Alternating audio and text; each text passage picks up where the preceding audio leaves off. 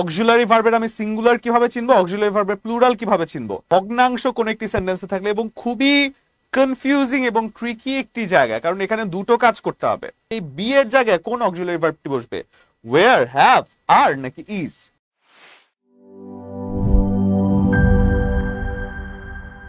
আসসালামু আলাইকুম, সবাইকে স্বাগত জানাচ্ছি বিদ্যাবাড়ি অনলাইন ক্লাসরুম থেকে। সাথে আছে Mohammad Zahidul Islam Sajal, senior lecture English department, Biddabari, ARO 41তম বিসিএস, ট্যাক্স ইন্সপেক্টর 43তম বিসিএস। আজকে আমাদের বিদ্যাবাড়ির যে সেশনগুলো আছে তার মধ্যে একটি স্পেশাল সেশন। আপনারা জানেন ইতোমধ্যে আমাদের শ্রদ্ধেয় মাই প্রধান মুকুল স্যার যে ট্রেন্ডটি শুরু করেছেন সেটি হচ্ছে বিদ্যাবাড়িতে মহান বিজয় দিবস উপলক্ষে স্বাধীনতার 53তম বছর পূর্তি, মানে বিজয়ের 53তম বছর পূর্তি উপলক্ষে আমাদের বিদ্যাবাড়ি থেকে কয়েকদিন ব্যাপী, মানে কিছুদিন ব্যাপী একটা বিশাল আয়োজন হচ্ছে, যেখানে এক এক দিন এক একটি সাবজেক্ট নিয়ে এক একজন টিচার আসবে এবং সেখানে বিসিএস সম্পৃক্ত যে আলোচনা আছে সেই আলোচনাগুলো হবে। সেক্ষেত্রে শুধু বিসিএস এর প্রশ্নগুলো যে অন্য যে কোনো চাকরির পরীক্ষার প্রিপারেশনের ক্ষেত্রে ইম্পর্টেন্ট সেটা কিন্তু বলার অপেক্ষাই রাখে না।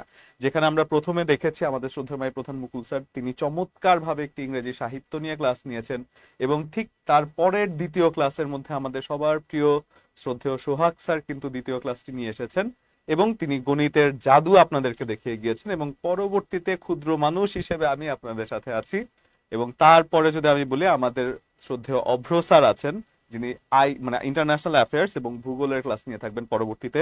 শ্রদ্ধেয় ইরফান স্যার আছেন, যিনি কিনা বিজ্ঞান এবং আইসিটির ক্লাস নিয়ে থাকবেন পরবর্তীতে। শ্রদ্ধেয় সাজ্জাদ স্যার আছেন, যিনি আমাদের বাংলাদেশ অ্যাফেয়ার্স নেবেন এবং বাংলা সাহিত্য থেকে ক্লাস নেবেন হচ্ছে অবশ্যই নানা আদার দেন আমাদের শ্রদ্ধেয় সালম স্যার। এবং তারপর শ্রদ্ধেয় ফুজাল স্যার আছেন, যিনি বাংলা ব্যাকরণ থেকে ক্লাস নেবেন। এবং সর্বোপরি সর্বশেষে গণিত থেকে আরেকটি ক্লাস নেবেন 9 ডিসেম্বর, সেটি হচ্ছে শ্রদ্ধেয় রফিক স্যার। আপনাদের জন্য স্পেশাল একটি ডিসকাউন্ট থাকছে বিজয়ের 53 বছর পূর্তি উপলক্ষে। বিদ্যাবাড়ির চলমান যত কোর্স আছে সেই কোর্সে কিন্তু এই যে ডিসেম্বর মাসটি আছে সেখানে একটি সুনির্দিষ্ট সময় পর্যন্ত আমরা বিদ্যাবাড়ির যাবতীয় কোর্সে বিজয়ের 53 বছর উপলক্ষে আমরা 53% কিন্তু ছাড় রাখছি।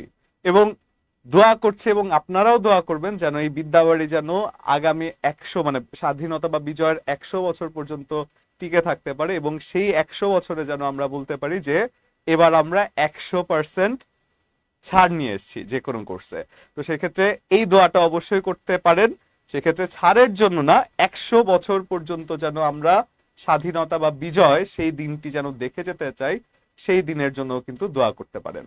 আজকে আমরা যে টপিকটি নিয়ে কথা বলবো সেই টপিকটি হচ্ছে subject verb agreement. Very very very very very much important topic for your exam. যে কোনো টপিকের জন্য বা যে কোনো চাকরির কম্পিটিটিভ পরীক্ষায়, যে কোনো কম্পিটিটিভ পরীক্ষায় এই সাবজেক্ট ভার্ব এগ্রিমেন্ট থেকে কিন্তু অবশ্যই প্রশ্ন এসে থাকে, তাই তো? সেক্ষেত্রে এই সাবজেক্ট ভার্ব এগ্রিমেন্টের যে ব্যাপারগুলো আছে সেই ব্যাপারটা যদি আমরা একটু যাই, সেক্ষেত্রে সাবজেক্ট ভার্ব এগ্রিমেন্টের যে প্রিপারেশন আছে সেই প্রিপারেশন আমরা অবশ্যই নেয়ার চেষ্টা করব, বাট প্রিপারেশন নেয়ার ক্ষেত্রে আমরা প্রশ্নের আঙ্গিকটা একটু দেখে ফেলবো।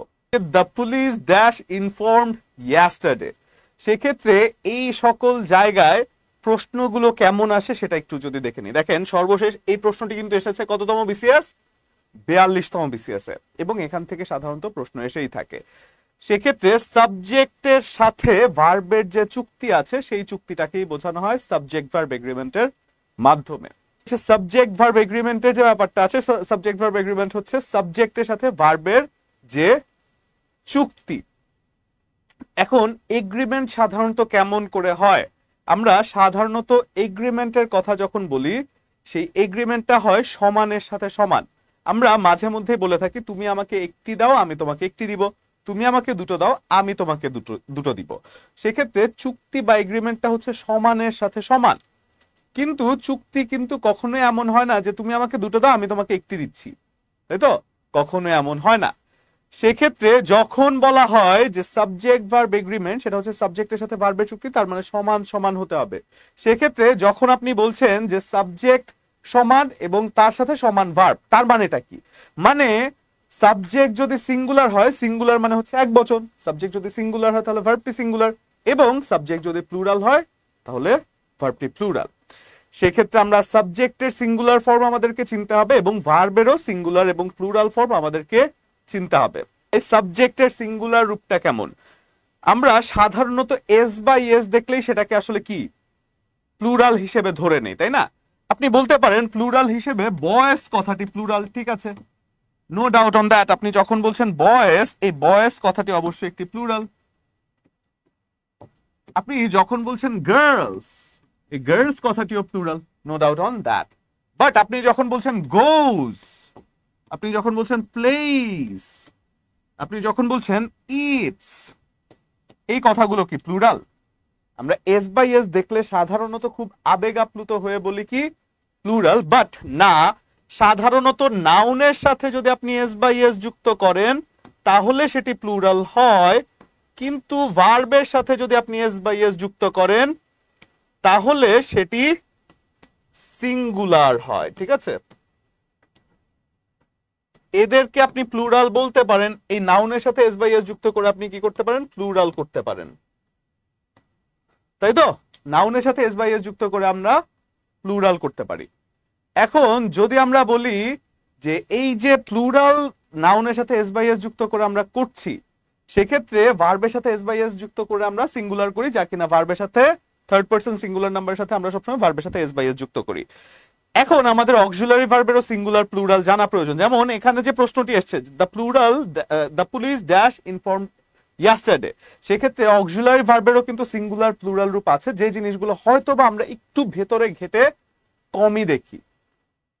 এখন এই ভেতরে ঘেটে কম দেখার ব্যাপারটি আমরা যদি একটু খেয়াল করে দেখি, অনেকের আছে এই কনসেপ্টটাও কিন্তু ক্লিয়ার না। আসেন একটু দেখি। আমরা যদি সিঙ্গুলার ফর্মে অক্সিলারি ভার্ব বলি, সিঙ্গুলার ফর্মে অক্সিলারি ভার্ব সাধারণত অ্যাম এবং ইজ, যার প্লুরাল হয়ে যাচ্ছে কি আর। আমরা যদি সিঙ্গুলার ফর্মে অক্সিলারি ভার্ব বলি হ্যাজ, যার প্লুরাল হয়ে যাচ্ছে হ্যাভ। আমরা সিঙ্গুলার ফর্মে যদি অক্সিলারি ভার্ব বলি ওয়াজ, যার প্লুরাল হয়ে যাচ্ছে কি ওয়্যার, মানে বহুবচন হয়ে যাচ্ছে ওয়্যার। খেয়াল করে দেখেন প্রতিটি সিঙ্গুলার থেকে প্লুরালে অক্ষর একটি বেশি আছে, ঠিক আছে? এখন প্রতিটি সিঙ্গুলার থেকে প্লুরালের মধ্যে অক্সিলারি ভার্ব একটি বেশি রয়েছে। সেক্ষেত্রে আমরা যদি বলি অক্সিলারি ভার্বে অক্ষর একটি বেশি রয়েছে, দেখেন এম এর মাঝে আছে দুটো অক্ষর, যেখানে আর এর মাঝে আছে তিনটি অক্ষর, যেখানে হ্যাজ এর মাঝে আছে তিনটি অক্ষর, যেখানে হ্যাভ এর মাঝে আছে এগেইন চারটি অক্ষর, যেখানে ওয়াজ এর মাঝে আছে তিনটি অক্ষর, যেখানে ওয়্যার এর মাঝে আছে চারটি অক্ষর, তাই তো? তার মানে প্রতিটি সিঙ্গুলারের থেকে প্রতিটি প্লুরালে অক্ষর একটি বেশি আছে। এখন আমরা সাবজেক্ট ভার্ব এগ্রিমেন্ট অনুযায়ী যে ব্যাপারটা জানি সেটা হচ্ছে সাবজেক্ট যদি সিঙ্গুলার হয় তাহলে ভার্বটি সিঙ্গুলার, এবং সাবজেক্ট যদি প্লুরাল হয় তাহলে ভার্বটি প্লুরাল। এখন অক্সিলারি ভার্বও সিঙ্গুলারের সাথে সিঙ্গুলার সাবজেক্ট এবং প্লুরালের সাথে প্লুরাল সাবজেক্ট। এখন ব্যাপারটি যদি আমরা আরেকটু ডেপথে গিয়ে দেখি, ফর এক্সাম্পল দেখেন তো আই, এটা সিঙ্গুলার সাবজেক্ট নাকি প্লুরাল সাবজেক্ট, একটু কমেন্ট করেন তো। আই যদি সিঙ্গুলার হয় তার মানে আই এর সাথে সিঙ্গুলার ভার্ব বসবে, সিঙ্গুলার সাবজেক্টের সাথে সিঙ্গুলার ভার্ব বসবে। তার মানে আমরা বলতে পারি কি লাভ, এটা তো একটা ভার্ব, তাই না? লাভের সাথে আমি একটা এস যুক্ত করলাম, সিঙ্গুলার সাবজেক্টের সাথে সিঙ্গুলার ভার্ব, তার মানে আই লাভস ইউ হওয়ার কথা, তাই তো? I loves you, singular subject singular verb, দেখেছেন? I loves you. এখন এটা কি সত্য নাকি মিথ্যা সেটা আমরা একটু পরে যাচ্ছি।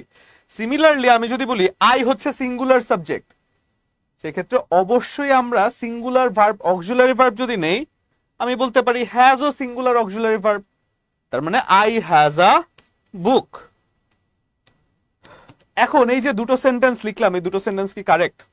আমি জানি আপনাদের মাথায় আসবে যে স্যার দ্বিতীয়টির ব্যাপার জানি না, কিন্তু প্রথম সেন্টেন্সটি আল্লাহর কসম ভুল আছে। আপনারা প্রথম সেন্টেন্স দিয়ে খুব কনফিডেন্ট হবেন, তাই না? কারণ ছোটবেলা থেকে নিজেরা হাজারবার বলেছেন, নিজেরা হাজারবার শুনেছেন, এই জিনিসটার মধ্যে তো আসলে কোনো ভুল থাকতে পারে না। তার মানে স্যার ভুল বলতে পারে, আই লাভস ইউ কখনো হতে পারে না, আই লাভ ইউ হতে পারে। এতগুলো মানুষ তো কখনো ভুল করতে পারে না, তাই না? কিন্তু খেয়াল করে দেখেন আই সাবজেক্টটি সবসময় ভার্বের বেস ফর্ম গ্রহণ করে থাকে, সেক্ষেত্রে আই এর সাথে সবসময় লাভই হবে, কখনো লাভস হবে না, এবং ভার্বের বেস ফর্মটা কিন্তু সাধারণত প্লুরালি হয়ে থাকে। সিমিলারলি আই হ্যাজ আ বুক যখন বলছেন, এই হ্যাজটাও কিন্তু হবে না, কারণ এর বেস ফর্মটা হচ্ছে হ্যাভ। তাহলে আমি যদি বলি আই লাভ ইউ, সেটা একটা অ্যাপ্রোপ্রিয়েট সেন্টেন্স, এবং আমি যদি বলি আই হ্যাভ আ বুক। তার মানে সিঙ্গুলার সাবজেক্টের সাথে সিঙ্গুলার ভার্ব নিয়ে আসলে আমরা যদি বলি আই এর সাথে সবসময় ভার্বের বেস ফর্ম বসে, তাহলে এটা একটা জায়গা আছে যে জায়গাটা আমাদের নিয়ে নেওয়া প্রয়োজন। নোট, আই সাবজেক্টের সাথে সবসময় ভার্বের বেস ফর্ম হয়ে থাকে। এখন আরো একটি জায়গা যদি খেয়াল করে থাকি, এখন ইউ সাবজেক্টটি কি সিঙ্গুলার নাকি প্লুরাল? ইউ বলেন তো, ইউ কি সিঙ্গুলার নাকি প্লুরাল? নিঃসন্দেহে আপনি বলবেন সিঙ্গুলার। কিন্তু ইউ সাবজেক্টটির প্লুরাল ফর্ম যদি আপনাদেরকে জিজ্ঞাসা করি, বলতে পারবেন ইউ এর কোনো প্লুরাল ফর্ম আছে কিনা? কখনোই বলতে পারবেন না, কারণ ইউ এর সিঙ্গুলারও ইউ, ইউ এর প্লুরালও ইউ। সেক্ষেত্রে ইউ সাবজেক্টটি সবসময় ভার্বের প্লুরাল ফর্ম গ্রহণ করে থাকে।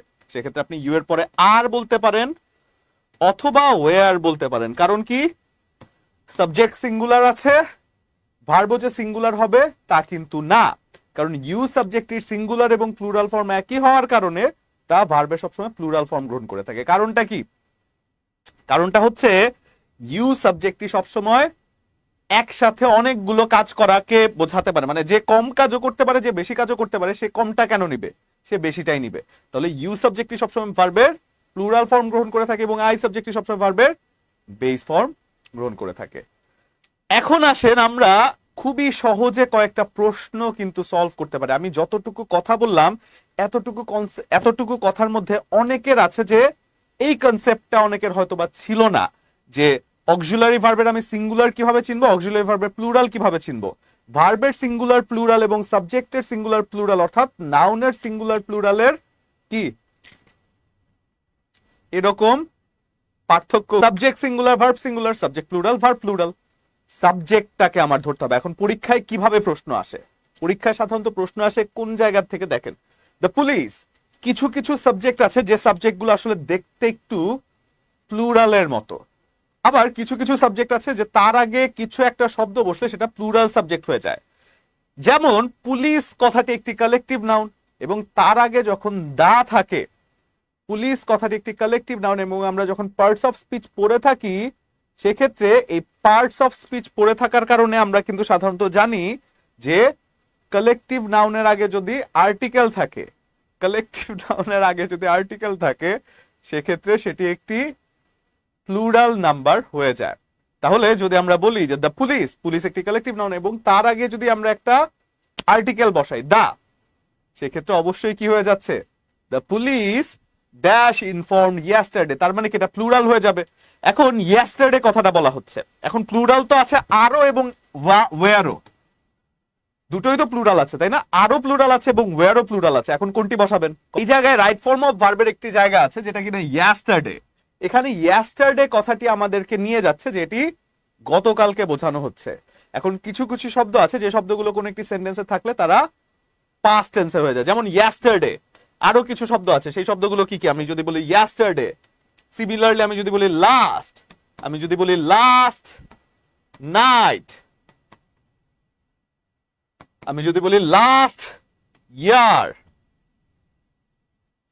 আমি যদি বলি এগো, আমি যদি বলি লং এগো, এই শব্দগুলো কোন একটি সেন্টেন্সে থাকলে সবসময় পাস্ট টেন্স হয়ে যায়, তাই তো? এই শব্দগুলো কোন একটি সেন্টেন্সে থাকলে সেটি পাস্ট টেন্স হয়ে যায় এবং সেক্ষেত্রে অবশ্যই সেটা কি হয়ে যাবে, ওয়্যার হবে, তাই তো? তাহলে আমি এটাকে অবশ্যই বলতে পারি ওয়্যার। আশা করছি এর অ্যান্সার করতে পেরেছেন। তারপরে যদি যাই, 3/4 of the work dash finished, এটা কি হবে বলেন তো? 3/4, দেখেন 23তম বিসিএস এর প্রশ্ন। এবং এই যে সাবজেক্ট ভার্ব এগ্রিমেন্টে ফ্র্যাকশন খুবই ইম্পর্টেন্ট একটি জায়গা, ফ্র্যাকশন খুবই ইম্পর্টেন্ট একটি জায়গা। ভগ্নাংশ কোন একটি সেন্টেন্সে থাকলে এবং খুবই কনফিউজিং এবং ট্রিকি একটি জায়গা, কারণ এখানে দুটো কাজ করতে হবে, দুটো কাজ করতে হবে, ঠিক আছে? তাহলে যখন বলা হচ্ছে কোন একটি সেন্টেন্সে 3/4 আছে অর্থাৎ ভগ্নাংশ আছে, 3/4 অফ দ্য ওয়ার্ক, প্রথম যে কথাটি আছে, প্রথম কথাটা হচ্ছে কি, সাধারণত যদি কোন একটি সেন্টেন্সে ভগ্নাংশ বা ফ্র্যাকশন থাকে, ভগ্নাংশের কয়টি অংশ থাকে, সেক্ষেত্রে যদি আমরা বলি খেয়াল করে এই জায়গায় যে কোন একটি সেন্টেন্সে ভগ্নাংশ থাকলে তার ক্ষেত্রে দুটো কাজ করতে হবে। যেমন ভগ্নাংশের দুটো অংশ, ভগ্নাংশে একটি লব থাকে একটি হর থাকে। এখন প্রথম কথাটা হচ্ছে যে এটাকে যদি 3/4 বলা হয়, এটা কিন্তু উচ্চারণের ক্ষেত্রে 3/4 হয়, কিন্তু এটাকে 1/4 বলা হয় কেন? এটার পরে এস থাকে না কেন? এটাকে 1/3 বলা হয়, কিন্তু এটাকে 2/3 বলা হয় কেন? এটাকে কেন 2/3 বলা হয়, এটাকে কেন 1/3 বলা হয়? এটা হচ্ছে একটি কথা। অর্থাৎ ভগ্নাংশের পরে এস যুক্ত হবে কি হবে না, সেই জায়গাটা যদি একটু খেয়াল করে দেখি। সাধারণত যদি ভগ্নাংশ দ্বারা একটি অংশকে বোঝায় সেক্ষেত্রে ভার্বটি মানে সেক্ষেত্রে এরপরে এস হবে না, তাই তো? যখন বলা হচ্ছে 1/4 1/3, এই 1/4 অথবা 1/3 একটি অংশকে কিন্তু বোঝানো হচ্ছে, তাই না? 1/4 অথবা 1/3 যেহেতু একটি অংশকে বোঝাচ্ছে সেক্ষেত্রে অবশ্যই ভার্বটি কি মানে এরপর অবশ্যই এস যুক্ত করার প্রয়োজন নেই। অর্থাৎ এখানে 1/4 হবে এবং এখানে 1/3 হবে। বলা হচ্ছে 2/3 এবং 3/4। এই 3/4 সাধারণত একের অধিককে বোঝায়, একের অধিক অংশ। দেখেন 4/3 অংশ, 4/3 অংশ মানে কি? 4/3 অংশ মানে হচ্ছে 3টি অংশ। তো 3টি অংশ কি নিঃসন্দেহে প্লুরাল, তাই এরপর একটা এস যুক্ত হবে, এরপর একটি এস যুক্ত হবে। সেক্ষেত্রে যদি বলা হয় এই 3/4 এরপর একটা এস যুক্ত হওয়ার কারণে সেটি প্লুরাল হয়ে যায়, বা ভগ্নাংশের ক্ষেত্রে যখন একাধিক অংশ থাকে হরের সাথে এস যুক্ত হয়। এবং যদি একটি অংশ থাকে যেমন 1/3 অথবা 1/4, এটি দ্বারা একটি অংশকে বোঝায়, সেক্ষেত্রে এরপরে এস হবে না। তার মানে খুবই সাবলীল ভাবে যদি আমরা বলি ভগ্নাংশ দ্বারা একটি অংশকে বোঝালে হরের সাথে এস যুক্ত হবে না, এবং ভগ্নাংশ দ্বারা যদি একাধিক অংশকে বোঝায় হরের সাথে এস যুক্ত হবে। খুবই সিম্পল। এটা গেল একটা কাজ। তার মানে 1/3 কখন হবে, 2/3 কখন হবে, এটা আমরা বুঝলাম। 2/3 মানে কি? 2 এর মাঝে 2 মানে থাকে না 3/2 অংশ, তো 2 অংশ মানে কি? দুটো। এবং যখন বলা হচ্ছে কি এর পরবর্তী জায়গাতে আরো একটা কাজ আছে, সেই কাজটা কি? সেই কাজটা হচ্ছে পরবর্তী সাবজেক্ট অনুযায়ী ভার্ব হয়। যখন বলা হচ্ছে দ্য ওয়ার্ক, এখন পরবর্তী সাবজেক্ট দ্য ওয়ার্ক, এটা কি সিঙ্গুলার না প্লুরাল বলেন তো? ওয়ার্ক, এস তো আর হয় না সাবজেক্টের সাথে, এস হয় না, নিঃসন্দেহে এটা হচ্ছে সিঙ্গুলার। তাহলে দ্য ওয়ার্ক ড্যাশ ফিনিশড, নিঃসন্দেহে এটা হয়ে যাবে কি? ওয়ার্ক আছে সিঙ্গুলার। এখন আমরা সিঙ্গুলার সাবজেক্টের সাথে সিঙ্গুলার ভার্ব হবে সেটা জানি, সেক্ষেত্রে অবশ্যই এটা হয়ে যাবে হ্যাজ বিন ফিনিশড। আসেন তো সিমিলার অন্য কোনো প্রশ্ন আছে কিনা সেটা যদি একটু দেখি। দেখেন তো এই প্রশ্নটার অ্যান্সারটা কি হবে। দেখেন 2/3 অফ দ্য ম্যাঙ্গোস, সেক্ষেত্রে অবশ্যই 2/3, যখন বলা হচ্ছে 2/3 কেন হয়েছে নিঃসন্দেহে আমরা বুঝতে পারছি 2/3 কেন হয়েছে। এখন 2/3 কেন হয়েছে সেটা যদি বুঝতে পারি এবং তার পরবর্তী সাবজেক্ট অনুযায়ী যখন ভার্ব হয়, তার পরবর্তী সাবজেক্ট কি? প্লুরাল আছে না, এখানে ম্যাঙ্গোস প্লুরাল আছে, সেক্ষেত্রে অবশ্যই কি হবে? Plural verb. প্লুরাল ভার্ব কোনটি? যদি বলা হচ্ছে যে এটা অবশ্যই হ্যাভ বিন, কারণ হ্যাভ বিন হচ্ছে প্লুরাল হিসেবে আছে। এরপরে যদি যাই আমরা আরো একটি প্রশ্ন, চুজ দ্য কারেক্ট অ্যান্সার। দেখেন আরো একটি প্রশ্ন, এই জায়গা থেকে কতগুলো প্রশ্ন এসেছে। দেখেন বলা হচ্ছে 1/4 of the novel has been gone through 3/4 of the novel. Correct sentence আমাদেরকে বলা হচ্ছে। প্রথমে যখন 1/4 বলা হচ্ছে 1/4 তো হবে না, কারণ এক অংশের পরে হরের সাথে প্লুরাল হওয়ার প্রয়োজন নাই বা বসবে না। 3/4, ঠিক আছে, 3/4 3 অংশ, এরপরে হরের সাথে এস যুক্ত হয়েছে, ঠিক আছে। এরপরে যদি অ্যাপেলস বলি, অ্যাপেলসও প্লুরাল, ভার্বটিও হয়েছে প্লুরাল, ঠিক আছে, এটার মধ্যে কোনো অসামঞ্জস্য পাইনি। এরপরে 2/3, ঠিক আছে, এরপরে এস যুক্ত হয়েছে 2 অংশ। এবং যখন বলা হচ্ছে দ্য ম্যাঙ্গোস, ম্যাঙ্গোস মানে কি? আমগুলো, মানে প্লুরাল, সেক্ষেত্রে অবশ্যই ওয়াজ হয়ে যাচ্ছে। কারণটা কি? ওয়াজ হওয়ার কথা না এখানে, এটা সিঙ্গুলার হওয়ার কথা না, এটা প্লুরাল হওয়ার কথা, যেহেতু ম্যাঙ্গোসটা হচ্ছে প্লুরাল।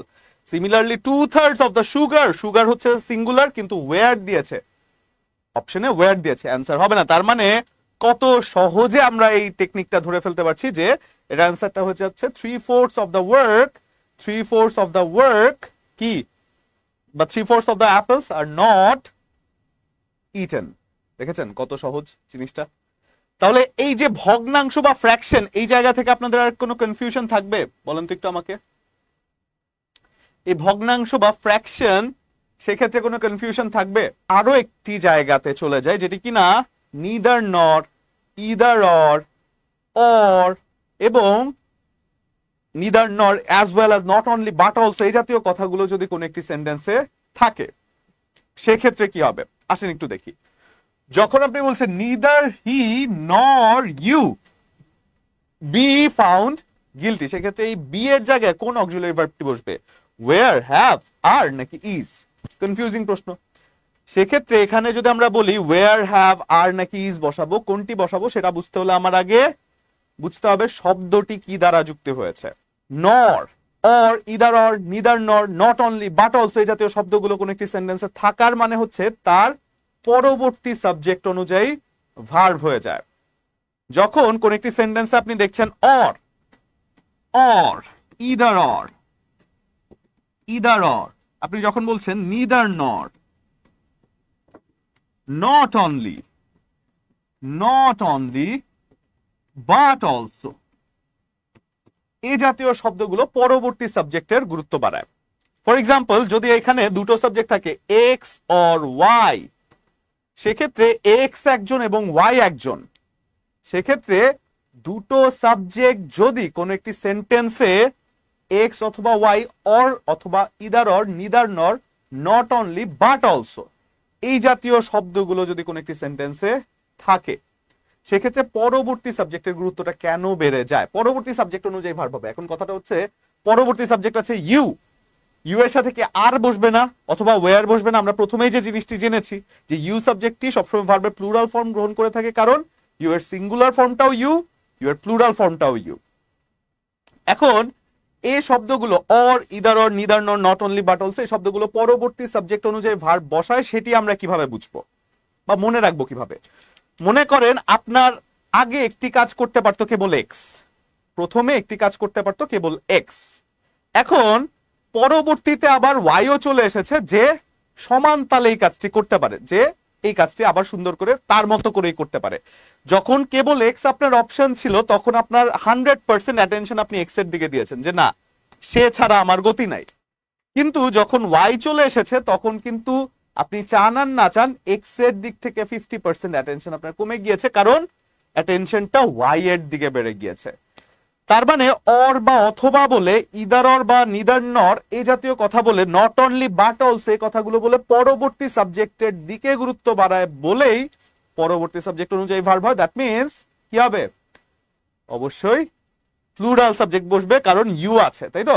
তাহলে অবশ্যই আমরা যদি বলি ইউ আর ফাউন্ড গিলটি, তাই তো? তাহলে এর পরের কোয়েশ্চেনটায় যদি যাই, 2/3 অফ দ্য ম্যাঙ্গোস, এটা তো আমরা করেছি। The father with his 7 daughters left the house, ঠিক এটার উল্টো নিয়ম, সেটার উল্টো নিয়ম, ঠিক আছে? সেটার উল্টো নিয়ম with, along with, together with, as well as, এই জাতীয় শব্দগুলো যদি কোনো একটি সেন্টেন্সে থাকে, আমরা এতক্ষণ বললাম কি অর, নর, এই কথাগুলো দ্বারা পরবর্তী সাবজেক্টের গুরুত্ব বাড়ায়, কিন্তু ঠিক উল্টো যদি থাকে কোনো একটি সেন্টেন্সে with, similarly along with, যদি থাকে together with, যদি থাকে as well as, যদি থাকে in addition to, এই জাতীয় শব্দগুলো যদি থাকে সেক্ষেত্রে কোনটা অনুযায়ী ভার্ব বসবে? খেয়াল করে দেখেন, এই শব্দগুলো সাধারণত উইথ যখন বলা হচ্ছে তার মানে কি, দুনিয়া যেদিকেই চলে যাক আমার এক্স থাকতে হবে সাথে, মানে এক্স মানে অন্যদিকে যেন না, এক্স মানে হচ্ছে কি এক্স মানে যে নাম্বার এক্স, এই এক্স আবার, আচ্ছা না এক্স বললে আবার জিনিসটা কেমন হয়ে যায়, আমি ধরেন বলে এটাকে ক, আবার ক সাথে থাকতে হবে, দুনিয়া যাই হয়ে যাক আমার ক সাথে থাকতে হবে, ক কে সাথে নিয়ে এরপরে খ থাকলে থাকুক না থাকলে নাই, বাট ক থাকতে হবে, ব্যাপারটি হচ্ছে এরকম। তার মানে এই যে উইথ কথাটি বলছে, উইথ কথাটি অর্থ হচ্ছে সাথে, সিমিলারলি কি in addition to, along with, together with, তারপরে কি অ্যাজ ওয়েল অ্যাজ, এই শব্দগুলো প্রত্যেকটা শব্দই কি বোঝাচ্ছে? প্রথম সাবজেক্টের গুরুত্ব বাড়াচ্ছে, যেখানে বোঝানো হচ্ছে সেই সাথে, অর্থটি দাঁড়াচ্ছে কি সেই সাথে। এখন সেই সাথে বা সেই সংযোগে এই জাতীয় শব্দগুলো যদি কোনো একটি সেন্টেন্সে থাকে তাহলে তাদের পরে ভার্বের কোন ফর্ম বসবে? প্রথম সাবজেক্ট অনুযায়ী ভার্ব বসবে। সিমিলারলি দ্য ফাদার, যেহেতু এটা একটা সিঙ্গুলার সাবজেক্ট হিসেবে আছে, তাহলে কি এটা সাবজেক্ট হিসেবে এটা অ্যান্সারটা কি হবে? কি হবে বলেন তো? নিঃসন্দেহে এটা হয়ে যাচ্ছে কি, অবশ্যই হ্যাজ। খুবই সহজ। এখন অর, ইদার অর, নিদার নর এবং with, along with, together with, এগুলো নিয়ে ভুল হবে? এগুলো নিয়ে আশা করছি আর ভুল হবে না। এগুলো নিয়ে যদি ভুল হয় তাহলে মনে রাখবেন উইথ মানে কি, ক এর সাথে খ, আর অর মানে কি, ক নয়তো খ। তার মানে কি, নয়তো মানে কি দ্বিতীয় জনের গুরুত্ব বেশি, সাথে মানে কি প্রথম জনের সাথে গুরুত্ব বেশি, অর্থ দিয়েই হয়। তাহলে গ্রামার আমরা কেন মুখস্থ করব? গ্রামার আমাদের মুখস্থ করার দরকারটা কি? আমরা যদি লজিক্যালি টেকনিক দিয়ে পুরোটা পেরে যাই, আমার তো গ্রামার মনেই রাখার প্রয়োজন নাই, তাই না? এরপরে যদি বললি, এরপরে যদি আমরা যাই, সেক্ষেত্রে বলা হচ্ছে Gulliver travels dash wonderful of reading. এটা কি হবে দেখেন, আমরা পড়ছি হচ্ছে সাবজেক্ট ভার্ব এগ্রিমেন্ট, যেখানে সাবজেক্ট সিঙ্গুলার থাকলে ভার্ব সিঙ্গুলার, যেখানে সাবজেক্ট প্লুরাল থাকলে ভার্ব প্লুরাল। সেক্ষেত্রে গালিভার ট্রাভেলস, এই গ্রন্থটি একটি গ্রন্থের নাম, এটি একটি গ্রন্থের নাম, যেটা কে লিখেছেন? Jonathan Swift. এই Jonathan Swift Gulliver travel, the tale of the tub, the battle of the books, এই জাতীয় গ্রন্থগুলো কিন্তু লিখেছেন। এখন এই যে গালিভার্স ট্রাভেলস, এটার যে একটা গ্রন্থের কথা বলা হচ্ছে, সেক্ষেত্রে অবশ্যই ভার্বটি কি সিঙ্গুলার হয়ে যাবে? নিঃসন্দেহে সিঙ্গুলার হয়ে যাবে। অবশ্যই Gulliver travels is wonderful of reading, তাই তো? এটার অ্যান্সারটা কি হবে দেখেন, বলা হচ্ছে চুজ দ্য কারেক্ট অ্যান্সার। যেখানে অ্যান্ড দ্বারা একাধিক সাবজেক্ট যুক্ত হয়েছে, অ্যান্ড দ্বারা একাধিক সাবজেক্ট যুক্ত হয়েছে এবং তারপরের ভার্বটি কি আছে সেটি হচ্ছে ইস্যু, ঠিক আছে? এরপরের ভার্বটা কি আছে সেটি হচ্ছে ইস্যু। প্রথম কথা হচ্ছে যে অ্যান্ড দ্বারা যুক্ত হওয়া একাধিক সাবজেক্ট যদি কোন একটি সেন্টেন্সে থাকে, সেক্ষেত্রে যদি একই ব্যক্তিকে বোঝায় বা একই বস্তুকে বোঝায় বা একই ভাবকে বোঝায়, তাহলে ভার্বটি কি সিঙ্গুলার হবে। এবং যদি অ্যান্ড দ্বারা যুক্ত হয়েছে কিন্তু একাধিক ব্যক্তিকে বোঝায়, একাধিক বস্তুকে বোঝায়, সিমিলারলি একাধিক ভাবকে বোঝায়, ভার্বটি প্লুরাল হবে। সেক্ষেত্রে যখন বলা হচ্ছে the chairman and secretary of the school, কথা হচ্ছে এখানে কি দুইজনকে বোঝাচ্ছে নাকি একজনকে বোঝাচ্ছে, সেটা আমার বুঝতে হবে। প্রথমেই আর্টিকেল যদি আমরা বলি, দা কি ডেফিনিট আর্টিকেল, তাহলে যখন বলা হচ্ছে the chairman and secretary of the school, এখানে প্রথম কথা হচ্ছে দা কয়টি আছে? দা একটি আছে। দা একটি থাকা মানে কি একজনকে নির্দিষ্ট করছে, দা একটি থাকা মানে একজনকে নির্দিষ্ট করছে। ডেফিনিট আর্টিকেল একটি থাকা মানে একজনকে নির্দিষ্ট করছে, তার মানে ভার্বটি কি প্লুরাল হওয়ার চান্সই আসে না, কারণ the headmaster and chairman the secretary একই ব্যক্তি, যিনি হেডমাস্টার তিনি সেক্রেটারি, একই ব্যক্তিকে বোঝাচ্ছে, ভার্বটি নিঃসন্দেহে কি হয়ে যায় সিঙ্গুলার হয়ে যায়। কিন্তু দেখেন হ্যাভ বিন আছে, হ্যাভ বিন কি ভার্ব হবে? তার মানে এটা কারেক্ট সেন্টেন্স না। Every man and every woman are liked, each, every, either, neither, এই শব্দগুলো যদি কোনো একটি সেন্টেন্সে থাকে ভার্বটি সিঙ্গুলার হয়ে যায়।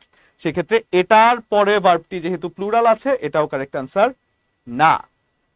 এরপরে যদি আমি বলি the black and the white is, the আছে দুটো, তাহলে দা দুটো আছে মানে কি দুজন ব্যক্তি, কিন্তু ভার্বটি আছে singular, is grazing in the field, জীবনেও হবে না আনসার, কারণ দুটো ভার্ব দুটো সাবজেক্টকে সিঙ্গুলার ভার্ব দ্বারা এক্সপ্রেস করা যায় না।